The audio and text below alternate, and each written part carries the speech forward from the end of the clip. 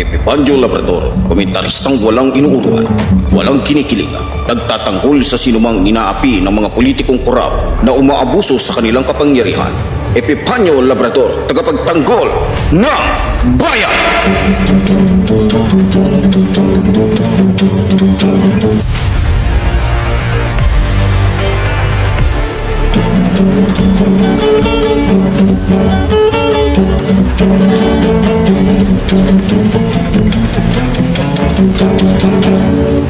Isang mapagpalang araw po sa inyong lahat mga kapatid at sa mga taga-subaybay po ni Supremo Epifanio Labrador. Ako nga po pala si Jennifer Lawson, ang inyo pong magiging pansamantalang tagapagsalita dito po sa programa ng ating minamahal at ginagalang na Supremo Epifanio Labrador, dito po sa ating programang Reaction Mo, Birada Ko.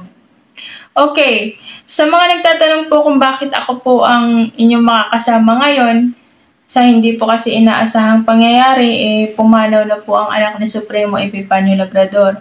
Kung hindi pa ako nagkakamali, kaninang alas 6 ng umaga. Kaya nasa hospital po ngayon ang ating kagalang-galang na Supremo Epifanio Labrador para mag-asikaso po ng labi ng kanyang anak. So ako man din po ay nagulat dahil mga ilang araw lang po pagkatapos po ng operasyon ng kanyang anak, nag-uusap pa po kami nun sa cellphone. Kaya ako man din po ay talagang nagulat.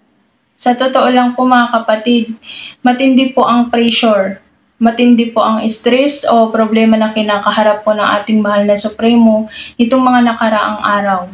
So nagtulong-tulong na po ang aming samahan pero talagang hindi po kinaya yung budget. Kaya nga po nitong mga nakaraang araw humingi na po siya ng tulong sa ating mga kababayan para sa pagpapagamot po o operasyon ng kanyang anak. Kaya naintindihan po namin ang kanyang sitwasyon o ang kanyang kalagayan ngayon. Kaya sa mga nais pong tumulong at gusto magpaabot ng kanilang mga pakikiramay sa ating ginagalang at minamahal na Supremo, ay maaari po ninyong ipadala sa GCash na ito. Sana po sa pagkakataong ito maiparamdam po natin sa ating magiting na tagapagsalita ng ating mahal na Pangulo yung ating pakikiramay sa kanya at pakikiisa. At sana po sa pagkakataong ito ay maramdaman po ni Supremo yung pakikiisa at pakikiramay po ng ating minamahal na Pangulong Bongbong Marcos Jr. Alam naman po natin, nakita nyo naman kung paano pinaglalaban ng ating Supremo ang ating Pangulo laban sa mga nagbabanta sa kanya, maging sa pagbabanta ng mga Duterte. Kaya sana sa pagkakataong ito masuklian man lamang po ng ating mahal na Pangulo at ni House Speaker Martin Romualdez yung kabutihang nagawa ni Supremo sa kanila. Sa totoo lang po mga kapatid, kung di pa ako nagkakamali, siguro mga 130,000 na po ang nagastos po ng ating Supremo para po sa pagpapagamot po sa kanyang anak. Hanggang sa ito'y inoperahan. Kung hindi po ako nagkakamali, kinulang nga po yata ng 42,000 na kung saan, yun nga po, hindi pa nagagawa ng paraan ng ating Supremo na mabayaran yung kulang doon sa ospital. Tapos ito ngayon, yung kabaong pa na dapat bayaran, hindi pa po ata nababayaran. Alam niyo po mga kapatid, ramdam po namin ngayon ang bigat na nararamdaman ng aming mahal na Supremo. Pero ganun pa man sa may mga mabubuting kalooban na mayroong sapat na kakayahan na makatulong sa ating Supremo Epifanio Labrador, maaari po kayong magbigay ng tulong. Okay, dumako na po tayo sa sentro po ng ating pag-uusapan. Ito po tungkol sa mga politikong dapat iboto o bigyan ng pagkakataong makapaglingkod ng tunay sa ating inang bayan. Lalong-lalo na po sa mga Pilipinong nangangailangan ng tulong pinansyal at sa iba pa. Alam nyo, sa totoo lang, nakakalungkot kasi sa dami ng mga politiko ngayon, marami ding nasasayang na pera. Dahil kadalasan ng nabubuto natin o nailuluklok natin sa posisyon, yung mga taong wala namang tunay na damdamin o habag sa mga maralitang katulad natin. Karamihan po kasi sa kanila, sarili lamang po ang iniisip. Karamihan po sa kanila, mas gusto lang kumabig ng kumabig, kaysa makatulong ng makatulong. Kaya nga po para sa akin mga kapatid, maging mapanuri po sana tayo, maging mapagmatsyag. Tignan natin, pag-aralan nating mabuti kung yung tao ba na yan na gustong maging mayor o congressman, gobernador, ay mayroong malinis na hangarin. Huwag tayong basta-basta na lang maniniwala sa mga sinasabi o sa mga pinapangako nila. Maraming mga politikong magagaling magsalita at mangako. Pero ang tanong, gaano tayo katiyak na yung kanilang mga ipinapangako at sinasabi sa taong bayan ay gagawin talaga nila kapag sila na ay nakaupo? Wala pong katiyakan yun, mga kapatid.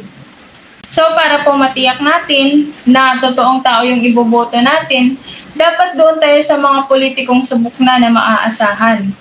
Hindi lamang po sa financial, kundi sa iba pang mga bagay. Alam nyo, napakapalad po ng ating bansa o ng ating bayan. Kung magkakaroon po tayo ng politikong katulad po ng ating minamahal na Pangulong Ferdinand Marcos Jr. na may pagpapahalaga, may damdamin sa mga mahihirap o mga maralita. Mapalad po tayo kapag tayo po ay nagkaroon ng mga politikong mayroong tunay na pagmamahal, lalong-lalo na po sa mga kapusa buhay. Huwag na po tayong magpadala o magpaakit, lalong-lalo na po sa mga sinasabi po ng mga makaduterte. Sa panahon po ngayon, marami pong mga kaalyado si Duterte na kapareho po nila ng estilo, na gustong makaupo sa mataas na posisyon o sa ibang posisyon na kung saan ay hindi naman karapat-dapat dahil masama po ang kanilang mga motibo. Kaya sana, tulad ng sinasabi ko, maging mapagmatsyag at maging mapanuri po tayo mga kababayan.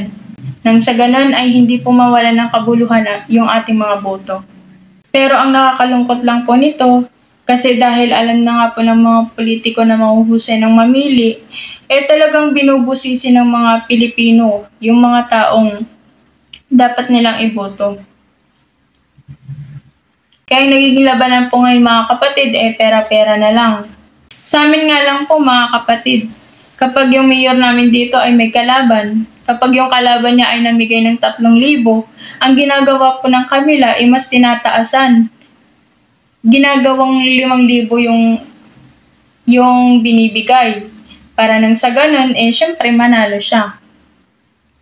So hindi ko po alam kung hanggang kailan matatapos yung ganitong kalakaran, no? Kaya ang nangyayari, pagka ang isang politiko ay nanalo dahil namimili ng boto, wala na po tayong natatanggap o nakukuhang magandang serbisyo mula po sa mga politikong yan. Siyempre, unang-una, ang iisipin ng mga yan, kinakailangan mabawi nila yung pinuhunan nila, na minsan umaabot ng 30 million or 50 million, para lang sa susunod na eleksyon, meron ulit silang pangpuhunan.